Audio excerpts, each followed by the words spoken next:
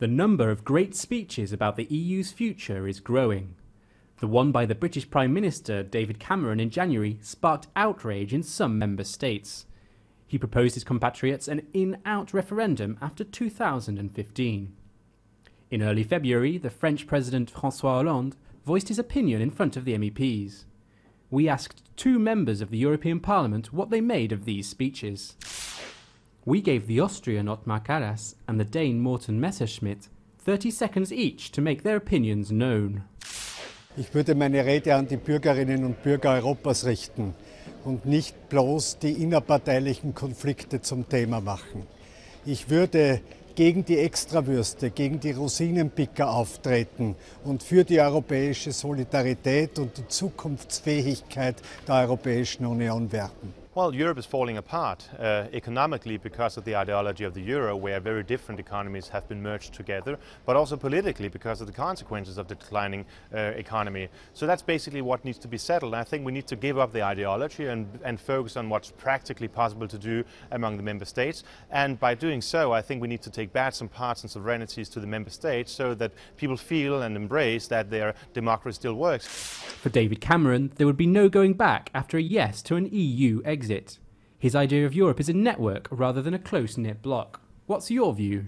The most important thing of the speech is actually not the possibilities of voting no. That's the possibilities of voting yes to a more flexible Europe, where you can work together with some extended opt-outs, where, for instance, Britain gets opt-outs on social affairs and labour market affairs in other areas. And that will create a precedent, I think, for other countries like Denmark also to have a more flexible way of being a member of the European Union. Hollande's speech is the speech of yesterday, whereas Cameron's speech is the speech of tomorrow, because Hollande was only talking about protectionism. He was talking about more subsidies to agriculture, whereas Cameron is much more in cohesion, I think, with the voters and the general European voter, speaking for a more flexible union, less money to Brussels and more accountability to the politicians. Ich glaube, wir müssen einfach die Prioritäten verändern.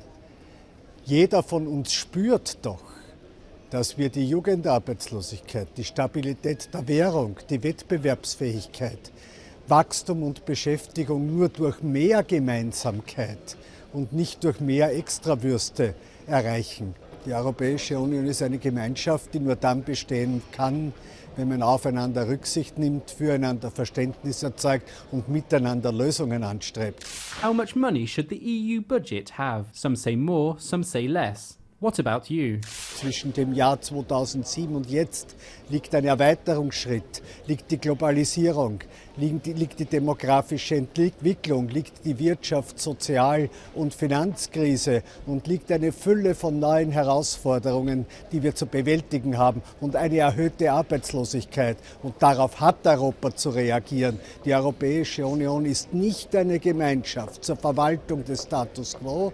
Die Europäische Union ist eine Gemeinschaft, die miteinander die Herausforderungen annimmt und daher auch zur Veränderung bereit ist. I think it's remarkable that for 18 years the EU accountants have rejected to approve the EU budget, the EU spending of all our taxpayers' money. 18 years, and even in despite of that, EU is still attempted to ask for more money to Brussels. I think the first demand should be that Brussels learn to deal properly with the money they already have, and if they can't do that, we need to cut the budgets, not increase them.